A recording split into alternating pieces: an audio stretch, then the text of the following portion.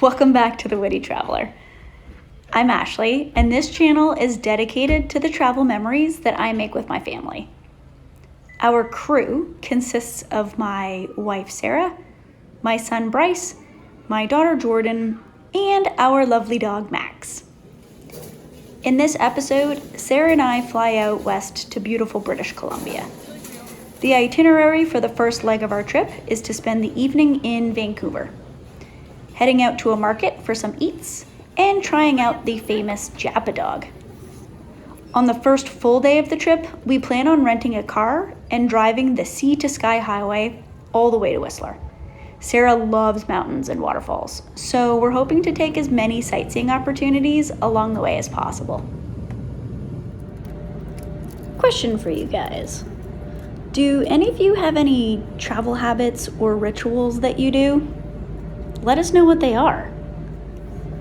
Ever since Sarah and I started to travel together, we decided that we would always treat each other to an in-flight beverage, or maybe two. This particular flight from Toronto to Vancouver was approximately a 5-hour flight time, with a 3-hour time difference.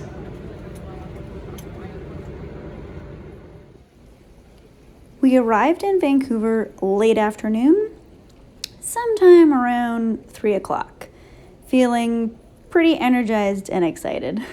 Sarah's got some Halloween snacks. But as you can imagine, that 3-hour time difference did catch up to us later on that evening.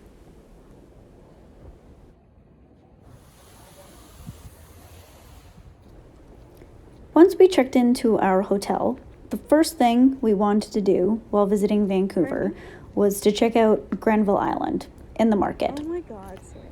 In order to get to Grenville, you need to hop on a short and sweet ferry ride across the channel.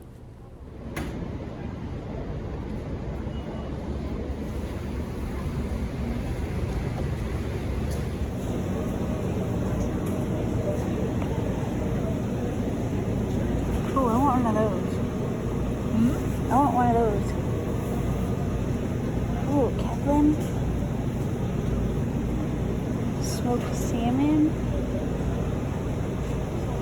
Is that what you said to get? Candy? He said candied salmon. Smoked salmon. Yeah.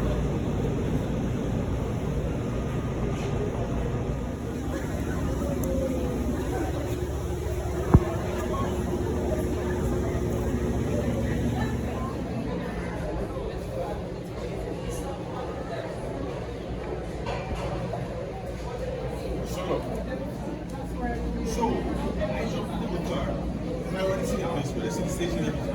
I jumped in my car. I thought it'd be a double decker on the street. And? Use my phone. So take our phone. We'll see. The market ended up having so many goodies, and we picked up some snacks for our long road trip the next day.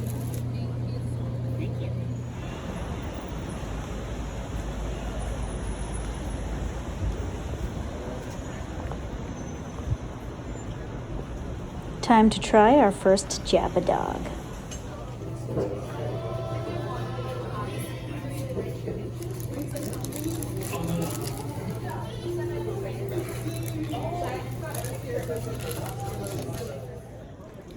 On our way back from Jappa Dog, we stumbled across this Arc'teryx Winter Film Festival. And because we're such big fans of the Banff Mountain Film Festival, on a whim we decided to get some tickets and check it out.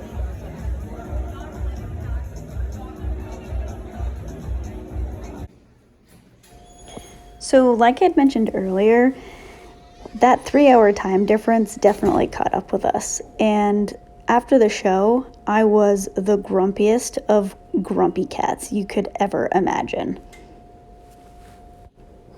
Here we are the next morning, picking up our rental car so that we can hit the road, check out the Sea to Sky Highway, and head on up to Whistler.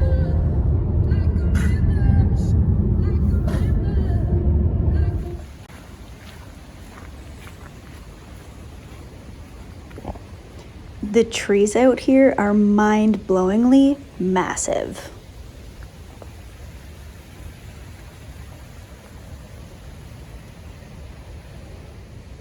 The first stop along the way was to check out this fish hatchery along the Capilano River. So this was my first time checking out a hatchery and seeing what the impact is on the ecosystem for these types of fish. We got to see Chinook, coho, pink, and sockeye. And it was really interesting to learn that the hatchery pumps water in from the Capilano River, and then they actually warm it up a couple degrees to give the juveniles a good start. And when they're released, they end up having a strong foundation.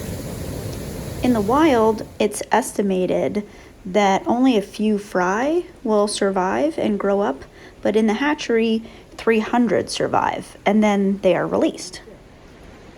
You lost it? Yeah. Damn.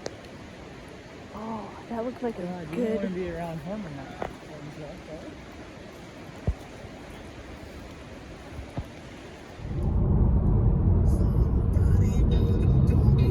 How insane is that?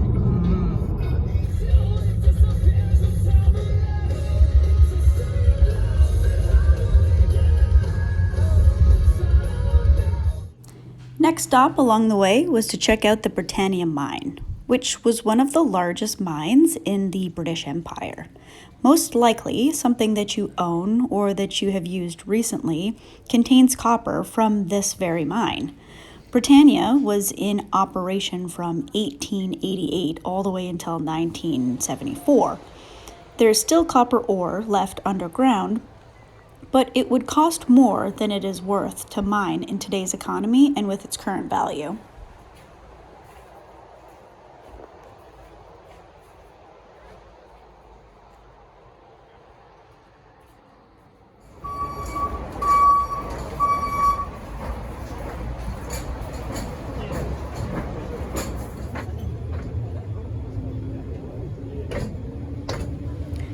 So on this tour, we get to take this cute little tiny train into the mine, and we actually get to visit some of the sections and get overviews of what the work was like back then. It was really interactive. We had such a great guide, and it was really interesting learning about the tools and the processes that they followed to pull out the copper.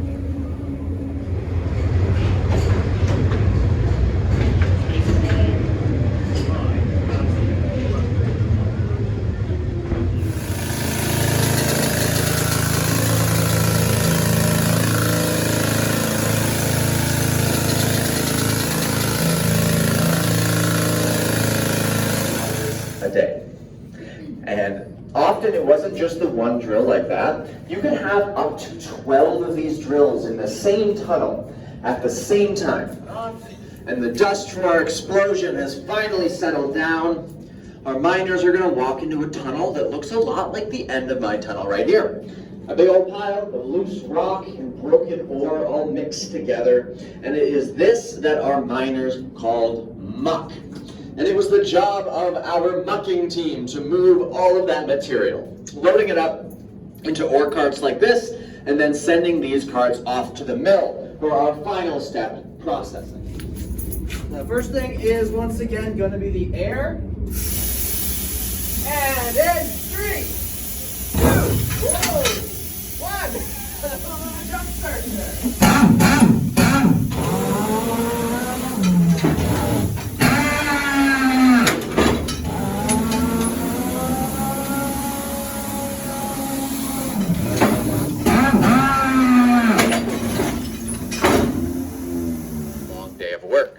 Or at least it would go off at the end of almost every shift. There was a shift that ended at 8 in the morning, and there was one that ended at 4 in the afternoon. Both of these shifts would be ended by the shift whistle. There was also a shift that ended at midnight. This shift was not ended by the shift whistle, for the obvious reason. This is loud, and people were trying to sleep at midnight. Regardless, though, any time of day or night, if you heard this whistle go off 3 times in quick succession, that meant emergency, and that would trigger the mine rescue team to come running up from town to help out. We do not need an emergency mine rescue team today, though, folks. We've got everybody that we went underground with, so I'm just going to blow the whistle 1 time. This is our third and final loud noise. This is going to be the loudest noise on our tour. I highly recommend you cover your ears for this one. We are going to hear this. Our neighbors are going to hear this. They might hear this at Porto Cove, a couple kilometers back down the road. So definitely recommend you cover your ears. Amazing. All right, we all know the drill by this point. So, 3, 2, 1.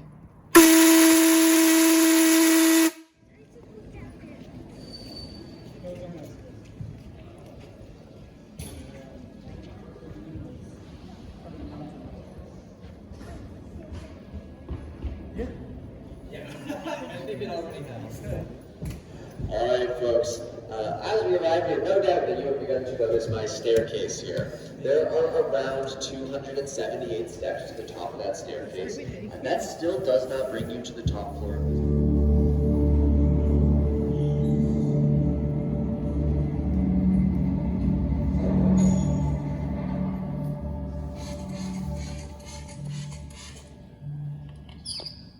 Do you know how many panes of glass there are up there? 14,460. I'm just glad this is the only one I have to keep clean.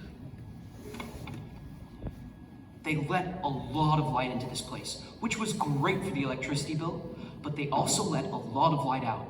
And as the mill worked through the night, it was a beacon that lit up the waters of Howe Sound, and it could be heard for miles around.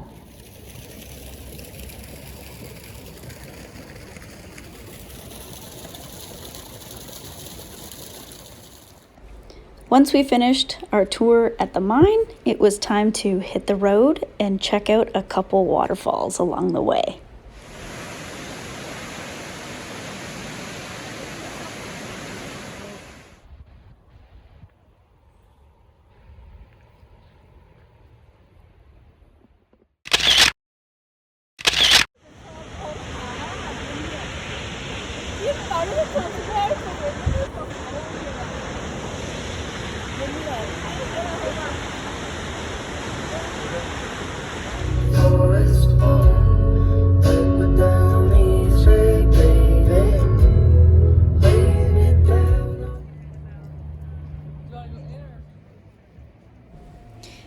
And if you didn't know, Whistler was home to the 2010 Winter Olympics in Canada. We decided to end our day and wrap up our Vancouver trip by grabbing a drink at the base of the mountain before heading back to the city. Stay tuned for the next episode, where we hop on a ferry ride to the island of Vancouver and spend some quality time with family. Thanks so much for watching, and stay tuned for the next video.